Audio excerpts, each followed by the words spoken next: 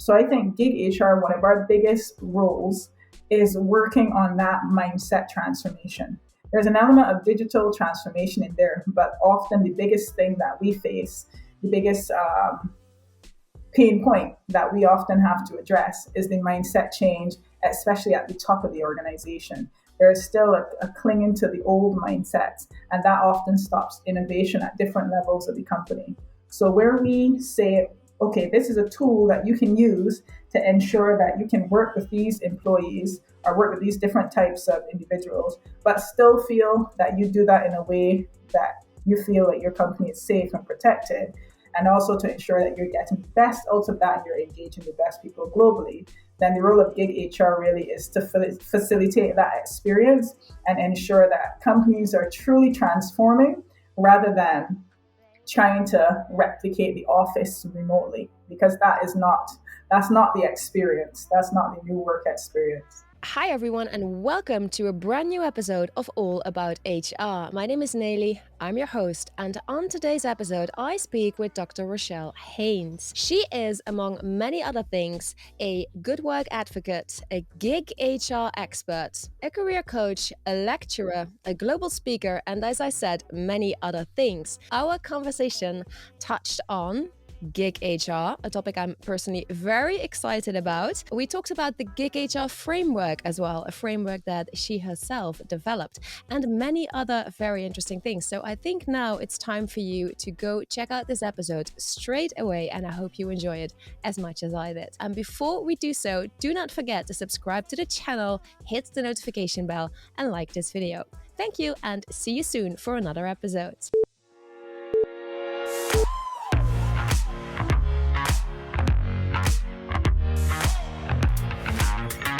Welcome to another episode of All About HR. Hi, Rochelle. Welcome on the podcast. And how are you, first of all? Hi, thanks for having me. I'm really good. I'm excited to be here. Maybe before we really dive into the conversation, you can tell our audience a little bit more about yourself, about the work you do, the journey that you've been on. Sure. So I'm originally from Barbados, and I moved to England about 13 years ago to do a master's in HR. And then my intention was to work in HR as well. But one of the things I realized about myself quite early is I don't like a 9 to 5. I don't like the office setting or that structure. So after I finished the master's, doing a PhD, I also got into academia. And through my academic research, I started also consulting with companies.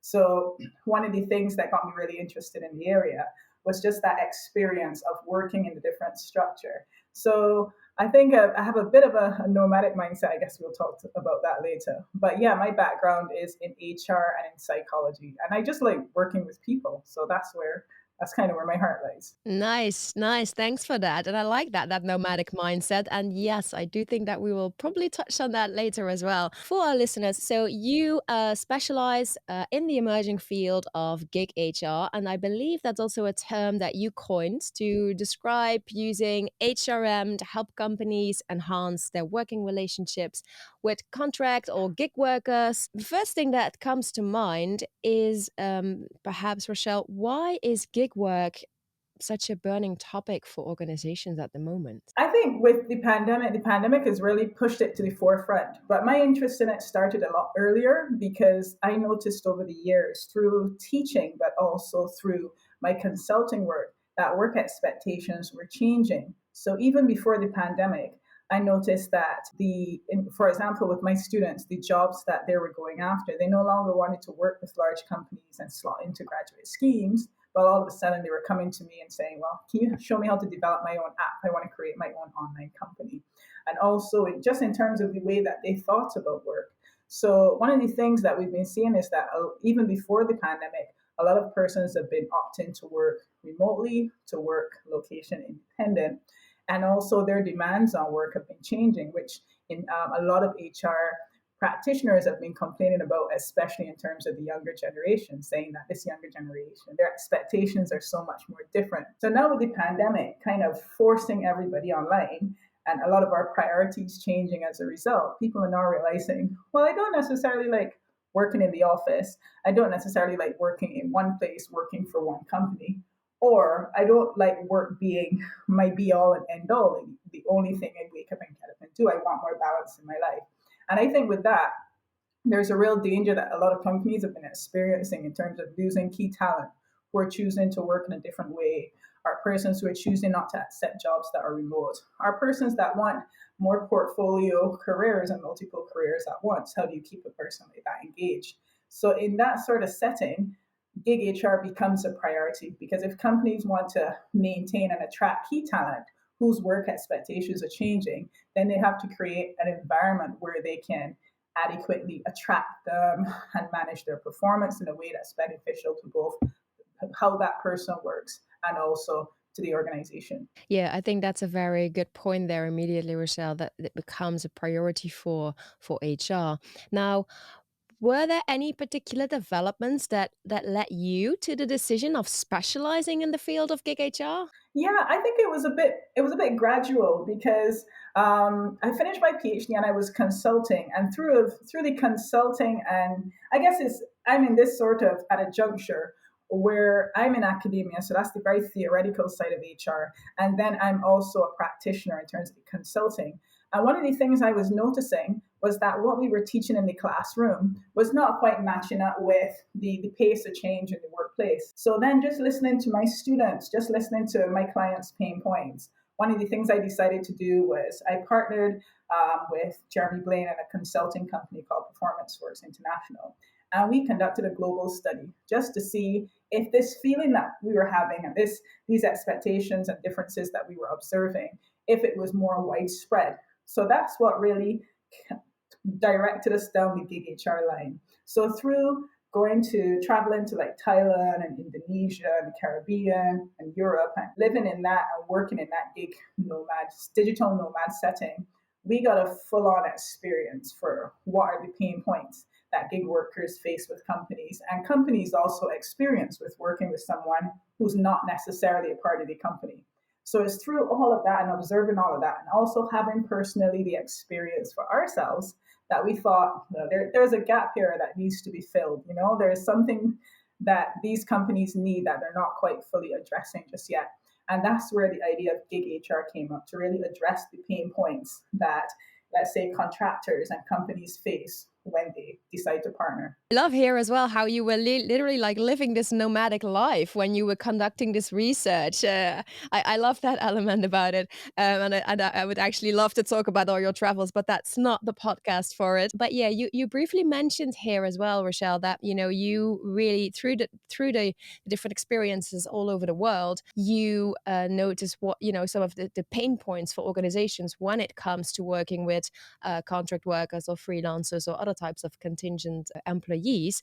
So could you perhaps share some of the biggest challenges that you see companies deal with when it comes to gig HR, or when it comes to managing a contingent workforce? Sure. One of the main ones that we see is problems with alignment and conflicting goals between that independent contractor, who might not see themselves necessarily as an employee, but see themselves more as an entrepreneur, or someone that hires people, a boss as well. So when you have this independent person working for this company, but the company is treating them kind of like an employee, sometimes that, let's say, lack of alignment in how they see their roles causes conflict in terms of how the job should be done, how much autonomy should be given in the role, and also the amount of communication. Also, going to communication is one of the other biggest pain points, where you have, for example, a lot of companies, they hire contractors as experts, so they expect them to deliver expert information. However, in order to do that, the contractor may need to reach certain people within the company at certain times to fulfill on the project that they're delivering. But because of their independent nature and non-physical role, they don't always have immediate access to those persons. So what was happening is that we'd see a lot of contractors who were being punished, or, for example, given a bad reference or reputation because they didn't fulfill on the job in the way that it should have been. Whereas the problem was that the company didn't provide the access to the resources in the company that they needed to adequately fulfill the job. So that, along with contractual terms, along in some cases with tax queries or confusion around that, And also with payment, a lot of gig workers were saying they're not paid on time or at all, but also as well miscommunication in roles. A big example we saw once was a marketing executive who was hired by a firm as a social media content manager, something, the role was in this nature. But then when they actually got into the company, what they realized the company actually wanted from them was a virtual assistant and wanted to pay them like a virtual assistant as well.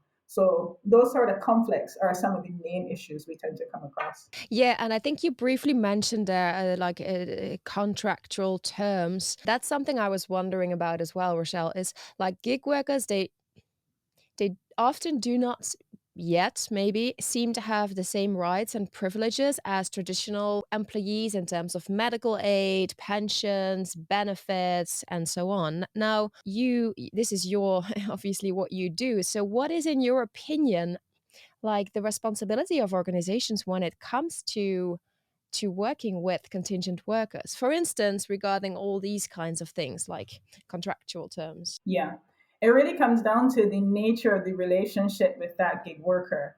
If it's a one off project and both the gig worker and the company understands that this is a very short term relationship and the expectations are very clear from the beginning, then in that case, you would be very cognizant that, well, this person isn't looking necessarily to be fully engaged in your company. This person isn't looking necessarily for these long term benefits and training and development.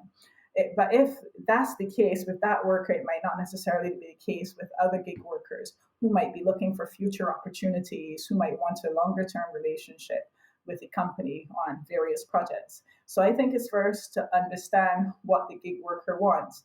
And once you have that understanding that, well, this is someone that we might use their skills again in the future or recommend them for future jobs, then you can look more into pastoral care and the well-being of that individual. And I think that's where a lot of companies come into conflict because they think, well, this person is not part of our company, so really and truly we shouldn't have any pastoral care or anything for them. But at the end of the day, this person is still fulfilling a job role for you. So in some ways, you should still be ensuring that they're adequately engaged and they have the resources they need to complete the job. And even if it's not in-house training, perhaps you can provide access to a training platform at discounted rate, whatever the case might be. But I think the main thing is to find out what the gig worker wants. So having that open line of communication, because another assumption that often decides what sort of contractual terms that we offer is understanding what the gigster wants and knowing that every single person that works as an independent contractor is different.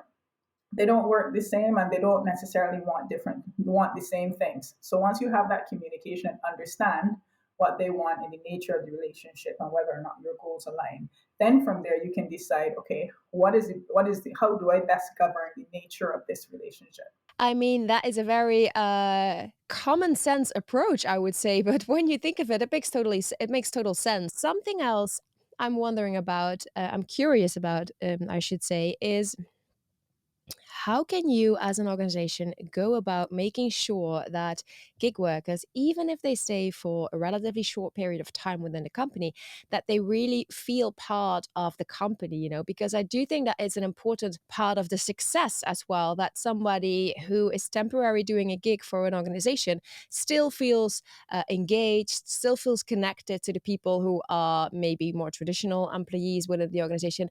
What are your thoughts on that? Or what have you maybe seen companies do? Yeah, it really comes down to how you set the terms from the very beginning. So one of the things I would advise after speaking to that individual, you decided that this is the person you want to hire and you have a clear understanding of the expectations in the role, then it's worth having a bespoke onboarding process where you perhaps introduce them to the key persons that they might need to work with while they're on that project. In terms of engagement, it might come down to not only those introductions, but also having the right platforms that allow them to tap in to the resources they need, especially human resources. So in terms of the right people when they need to. So whether that is a project management platform, whether that is more traditional like email or WhatsApp, whatever the case, understanding that you have to provide us a means through which they can engage in the company, but in different ways.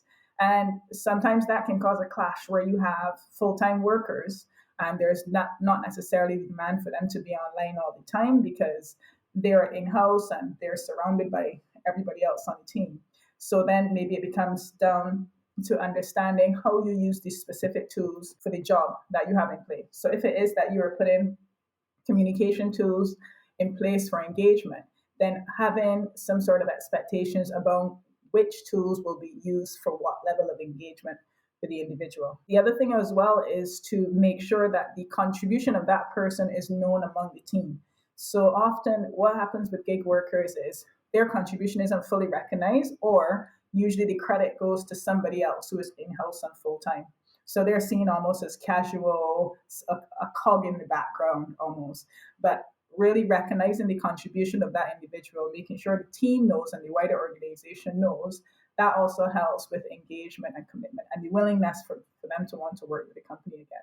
So that's just one or two things. Yeah, I think the recognition part there is also so important. And I mean, I can also completely see how gig workers do not always get the credit that they deserve. So I think that's a really good one to mention. Maybe if we take one step back, or no, if we zoom out a little bit. So, and I mean, I guess it's difficult to speak in general terms, but how do you see the role of HR in helping organizations embrace gig workers? I think HR is really in a transformational space at the minute.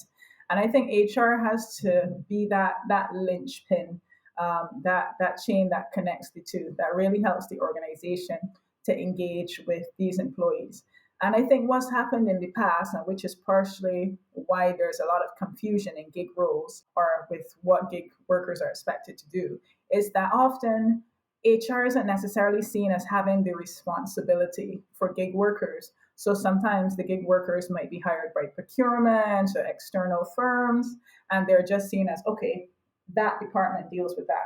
But I think as the world of work evolves and as this becomes more the norm, then HR really has to think about creating that valuable people experience for everybody.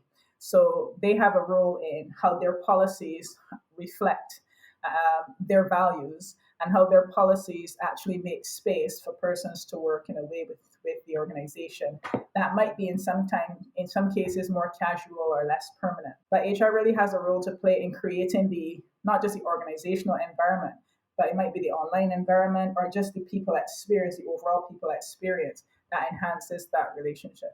Yeah, I mean, could I then just say that maybe HR here has the role of being a sort of driving force to to create this environment, and then environment in the broadest sense of the term, because it's both offline and online often now.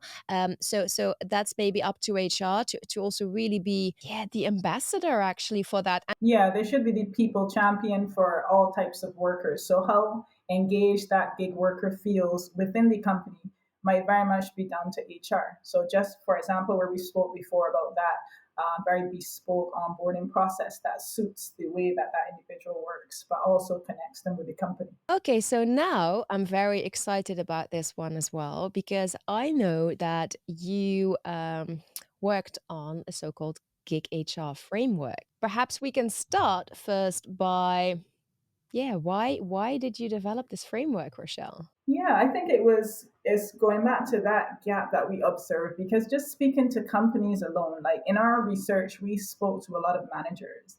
And often and this was pre-pandemic, so we released our results. We wrote a white paper and we released that February 2020, so just 1 month before the world went fully remote. But at the time where we released it, and even after, and even still now, talking to a lot of clients, there's still there's more openness to remote work, but there's still a bit of a pushback around fully engaging independent contractors or treating them more like a member of the team, whether those are independent contractors that are working at a lower skill level or whether those are working at the higher level. So we really design gig HR as a means or a framework of helping companies understand how they can create an atmosphere that allows them to fully engage and enhance their relationship with contractors, location independent remote persons without feeling necessarily that they're giving up their level of autonomy or there's a danger of information security or whatever the case. So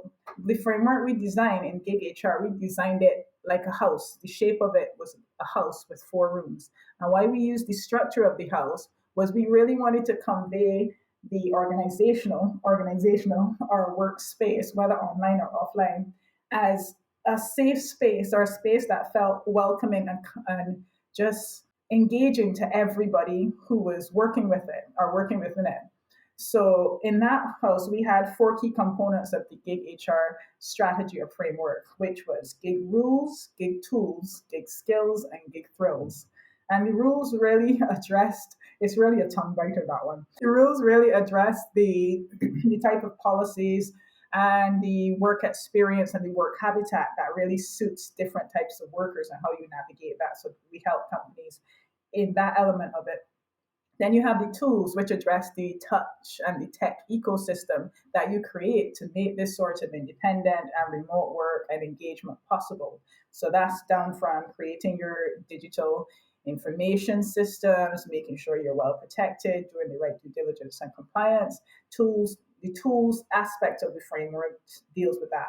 And then we have the skills, just introducing and onboarding your your gig workers won't be enough to make sure that things go smoothly, especially if your team is very used to working in this sense, this more casual or relaxed sense, or with persons that are not necessarily part of the company. So that was around how you upskill and reskill persons to work effectively in this way. We brought a marketing word in that room, which we call phygital skills. So equipping your company with a mix, your team with a mix of digital and also the human skills, the human physical skills, or the softer skills that would make them work well and more agile and adaptable in a setting or a team like that.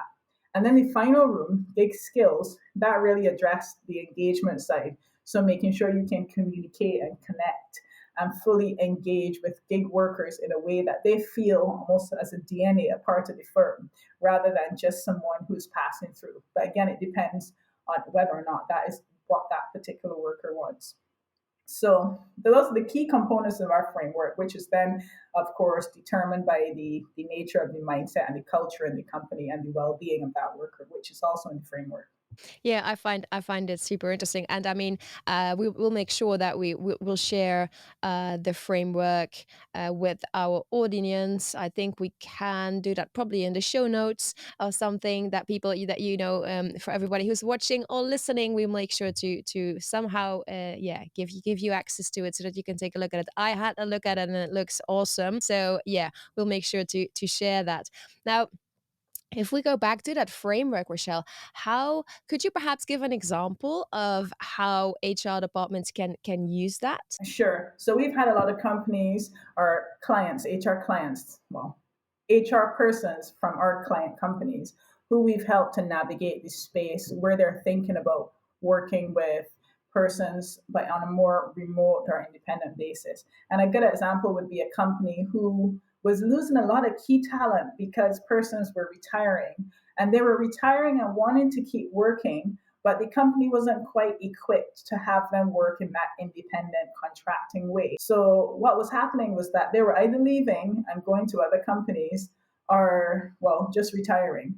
So they wanted to keep those expert skills in. So what we worked with that company in doing is to help them create the right policies that helps them to leverage the relationship and keep those skills and expertise within the organization rather than have that worker share that with somebody else. So whether that is helping the company to adjust to how that person now wants to work and making sure they have the right policies in place that they feel protected. Often, sometimes that's helping companies create entirely new contracts or even entire categories that fits that worker can fit into, so they know within these category of workers, this is how we manage the nature of that relationship. So we help companies in that setting, but also we work with the individuals or help companies or advise them if we don't have that direct contact to their employee. We advise them on how to prepare the individual to work with them in a way that they want to and in a way that they still feel a part of the company and engage with the company. So whether that is through the appropriate platforms or whether that is just showing the company how to make that person still feel like a valued part of the company, regardless of where they choose to work from. So that's just one of the examples that we would have done in the past. Yeah, thanks for that. I think that the beauty really of this is that it opens up so many possibilities, so many ways to try and find what works for a specific person and for the company as well. And I think this is exactly what we need in this time where it's difficult for a lot of organizations to find talent, that we have so many different ways of, yeah, getting people to join us for a little while or maybe for a longer while. We also see, I think, older workers sometimes joining this, let's call it the gig revolution, if we can still say that, because even if they are retired and they still want to continue to work, as you just mentioned as well, this could be a great way for them to do it, right, as a gig worker. Absolutely. And the thing about it is that there's so many categories of gig workers. When I say gig worker in this context, I'm referring to someone who wants to work location independent or on a contract basis. You have those that might choose to, they want to work and travel and they're doing it with their families. So their needs might be very different to, let's say, someone who is retiring and is just traveling on their own or maybe just working from a cafe around the corner from the organization. So you have different categories, whether that is the retiree, whether that's the person working and traveling with their family, whether that's the Gen Zer who wants a more dynamic experience and relationship with the company. So depending on which category of gig worker or contractor that you are approaching or that's approaching you, then you have to make sure that that experience, you have the right protocols, you have the right tools and resources to cater to the needs of just the dynamism within that gig contractor space. Now, Rochelle, I'm thinking, if we, I mean, a lot has happened in this space already, and a lot of these things only accelerated even more, of course, during the past 2 years. But if you were to have a crystal ball and look in it, how do you see the role of gig HR going forward? I see gig HR as a guide for companies to ensure that companies remain constantly adaptable and open, but also that there is a full mindset shift. Because one of the things that we've seen is companies are more open, yes, to remote work. Companies are more open to working with independent contractors, and a lot have done that in the past. But sometimes the way in which they do it is still very, I don't know, unkosher, for lack of a better word, or not in a way that everyone really fully benefits from the experience. So I think gig HR, one of our biggest roles, is working on that mindset transformation. There's an element of digital transformation in there, but often the biggest thing that we face, the biggest pain point that we often have to address is the mindset change, especially at the top of the organization. There is still a clinging to the old mindsets, and that often stops innovation at different levels of the company.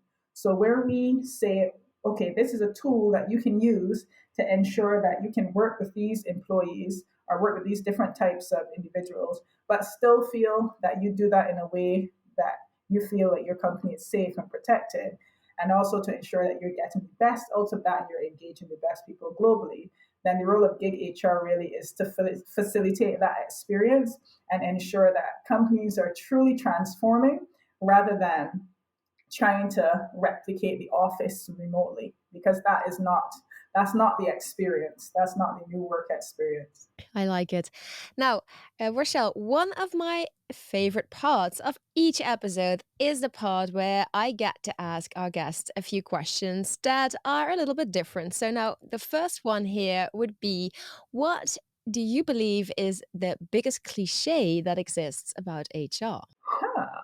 I think I would say in many ways, HR is still seen as almost like admin or a punisher role. And I think often we don't quite see HR as fully human, which is a bit ironic given that it's human resource management or human resources. But I think HR is still seen in a very sort of punitive way. And I know a lot of people, when they think HR, they think paycheck, they think admin. So I think that's still one of the biggest sort of cliches I see around HR. HR is meant to take care of the company, but in that sort of admin sort of way. So I think I'd like to see more. I think we're seeing a lot of progress where a lot of persons are moving past that mindset, which is good. I think in many ways I've still spoken to a lot of people that think, okay, we only go to HR if we need a paycheck. I think that's still true for a lot of people. And then, would you mind sharing an epic win and an epic fail with our listeners and our viewers? Okay. I can tell you probably one of the most pathetic traveling scenarios I've been in. I was in Brazil and I was in Rio and I went to see the Cristo Redentor, the big Christ statue. And I didn't quite anticipate how long the line would be. And I had to wait for hours and I finally got to the top and I only got to take a quick snap of it. Then I had to turn around because my flight was 2 hours later. So I went to the person because you had to take these vans to get to different levels of the mountain to go back down. And I went to this guy and I asked him, "Can you let me go to the front?" And he wouldn't let me go. And I asked him again. I said, "I'm going to miss my flight." He wouldn't let me go. And then I just completely burst into tears and caused a big scene and was just really pathetic. "Please, I don't want to miss my plane and be stuck here." And then this guy had to take me down the mountain on a motorcycle where I cried all the way because I was never on a motorcycle before and I was scared. So I was on the back of this motorcycle holding on to a guy crying, saying, "Please don't kill me." It was just really, really pathetic. I made the flight, which is good, but just by the scratch in my nose. But yeah, I felt pretty pathetic after. The guy was looking at me like, "What is wrong with you?" And is there an epic win that comes to mind? I think a recent one would have been being featured in Forbes for Gig HR, because when I first started Gig HR, I had no ideas where it would lead me. I had no idea where it would go. And to have it to have a lot of people interested and curious and endorsing it and wanting to implement it, but then also having, I don't know, I think sometimes I still see myself as a small island girl from Barbados. So actually coming over here and having this goal in mind where I wanted to be a global consultant that transforms this space, and then having steps along the way that kind of affirms that, I think that gives me a sense of pride. Definitely. Yeah. Definitely, and rightly so, if I may say so. And now I'm wondering as well, is there maybe another epic win coming this year? Because I do remember that we Mm. talked about a book that you were writing. Yeah. So we're currently writing a book on gig HR, myself and my business partner, Jeremy Blaine. So we just really wanted to put we've been speaking a lot in forums, we've been working with companies, but now we want to bring those experiences together and offer a very practical how-to book to companies that also gives them the experience of other companies that have tried and implemented it as well. So yeah, that should be coming later this year. Nice, nice. I Yeah. can't wait. All right. So I think that brings us to the end of this conversation, Rochelle. I want to thank you very much. I really enjoyed it. So thanks for joining Thanks us. for having me. It was a pleasure. And thank you everyone for tuning in to this episode of All About HR. If you enjoyed the episode, do not forget to give it a thumbs up and share it with a friend. Thank you very much for watching, and I hope to see you soon for a new episode. Bye.